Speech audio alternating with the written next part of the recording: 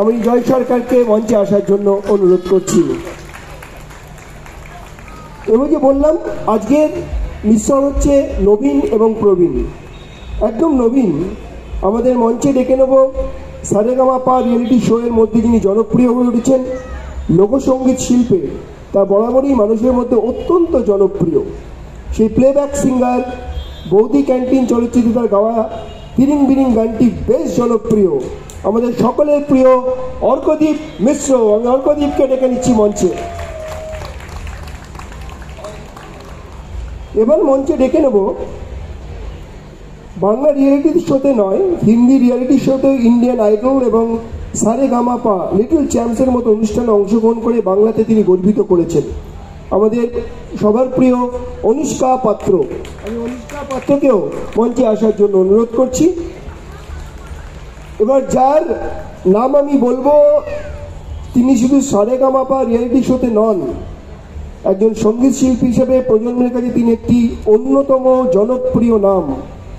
কমলায় নৃত্য করে, বসন্ত বহিল, এই সমস্ত গানের মধ্যে তিনি যেভাবে আর সোশ্যাল মিডিয়ায় সেন্সার করে ফেলেছেন, তিনি আমাদের সকল প্রিয় অঙ্কিতা ভট্টাচার্য। অঙ্কিতা, এসো।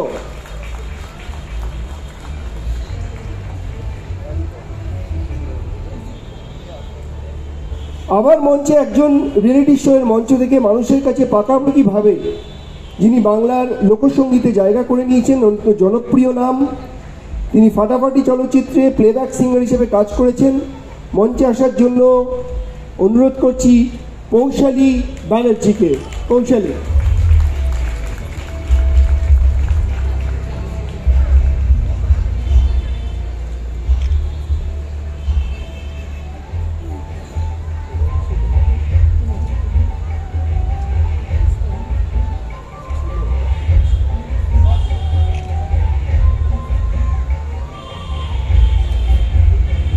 বর্তমান প্রজন্মের কাছে একজন সঙ্গীত শিল্পী হিসেবে তিনি অত্যন্ত জনপ্রিয়, সমালোচকদেরও তিনি ততটা পছন্দের। তিনি আমাদের বাংলার গর্ব, কারণ তিনি একজন জাতীয় পুরস্কারপ্রাপ্ত সঙ্গীত শিল্পী। তিনি আর কেউ নন, আমাদের সকালের প্রিয় ইমন চক্রবর্তী। ইমনকে মঞ্চে আসার জন্য অনুরোধ করছি। তারপর তিনি রাধার মতন কলঙ্ক যে চাই ও জীবন তোমার সাথে অত্যন্ত উল্লেখযোগ্য গান তিনি গেয়েছেন, তবে সেই লোকসঙ্গীতেও তার বিশেষ দক্ষতা প্রকাশ পেয়েছে।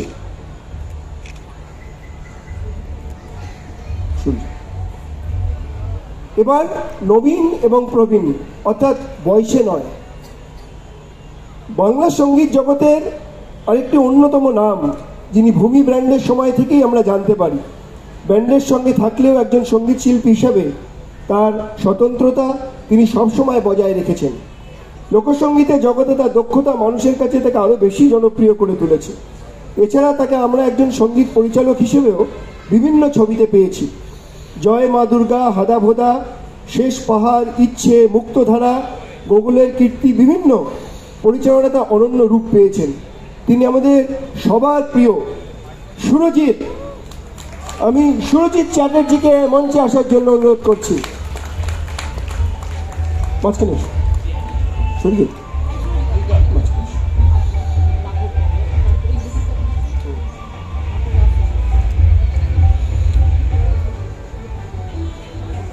বাংলা সঙ্গীত জগতের অন্যতম বিখ্যাত ব্যক্তিত্ব, যাকে এবার আমরা মঞ্চে ডেকে নেব।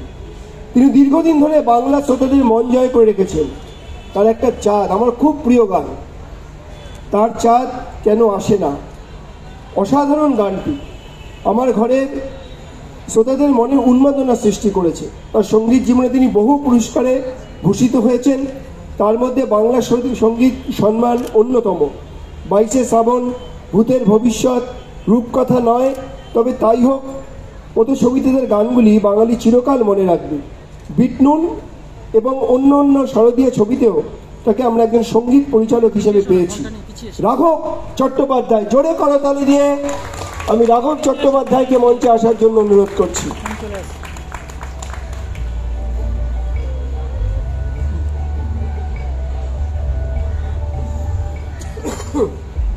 এবার মঞ্চে ডাকবো, তিনি বিভিন্নভাবে বাংলা চলচ্চিত্রের সাথে যুক্ত থাকতে দেখেছি, যাকে আমরা একজন সঙ্গীত পরিচালক, গায়ক, গীতিকার, চলচ্চিত্র পরিচালক, নানা রূপে দেখেছি।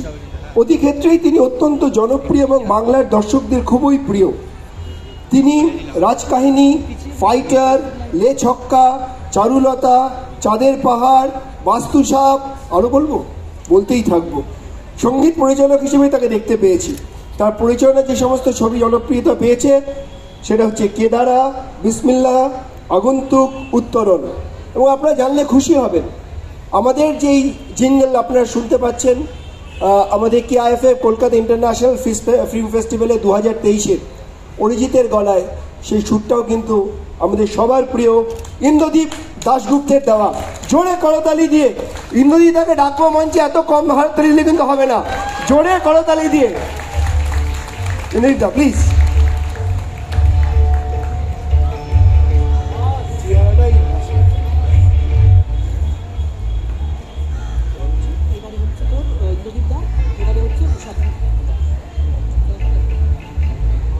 এবার মঞ্চে এমন একজন গায়িকাকে আমরা ডাকবো যিনি মানুষের করার যার কথা ভাবলেই মনে হয় তিনি আমাদের কাছের মানুষ।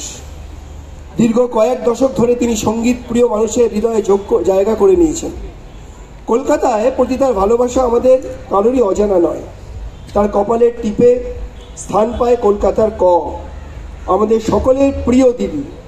সঙ্গীত জীবনে তিনি বহু পুরস্কার পেয়েছেন, তবে তিনি কিন্তু পদ্মশ্রী পুরস্কার প্রাপ্ত। তার গাওয়া উড়ি উড়ি বাবা গানটি বাংলার দর্শক চাইলেও কোনোদিন ভুলতে পারবেন না। আশা ভোসলের সঙ্গে জুটি বেঁধে হরে রামা হরে কৃষ্ণ গানটি আপামর ভারতবাসী আজীবন মনে রাখবে। তুমি না থাকলেই সকালটা তো মিষ্টি হতো না, বা কান্দে শুধু মন কান্দে কেন কান্দে রে, তার অবদান গানগুলিও অন্য মাত্রায় পৌঁছেছে। শুধু সঙ্গীত শিল্পী হিসেবে নয়, তিনি একজন অভিনেত্রী হিসেবে সমানভাবে সফল। আজকের অনুষ্ঠানে তাকে স্বাগত জানাতে পেরে আমরা সিনিয়রটা গর্বিত। আমি মঞ্চে ডেকে নেব উষা উত্থুপ। উষাদিকে